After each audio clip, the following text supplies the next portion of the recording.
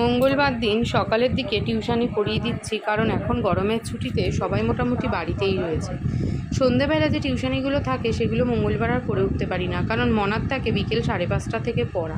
5:30 না, মানে 6টা থেকে সে রাত্রির 8টা অবধি। সেই জন্য বিকেলের পড়াটাকে একেবারেই স্কিপ করে ফেলতে হয়েছে। সেটাকে টেনে নিয়ে যেতে হয়েছে শনিবার। ব্যাস, শনিবার বাপের বাড়ি যাওয়া চোপাট হয়ে গেছে। আগে প্রত্যেক শনিবার করে একটু বাপের বাড়ি যেতাম, এখন সেটাও বন্ধ হয়ে গেছে। কিছুই করার নেই, ছেলে মেয়ের জন্য জীবনে অনেক কিছু স্বার্থত্যাগ করতে হয়। সত্যি কথা, আমাদের বাবা মারা একদিন করেছে আমাদের জন্য, আর আজকে আমাদেরও করতে হচ্ছে আমাদের ছেলে মেয়ের জন্য। এটাই বোধহয় নিয়ম। তো যাই হোক, মনা তো সারাদিন পড়াশোনা করেই চলেছে, গরমের ছুটি বলে কথা। তারপর দুপুরের খাওয়া দাওয়া সেরে নিয়ে বিকেলে বেরিয়ে গেলাম মনাকে নিয়ে পড়তে।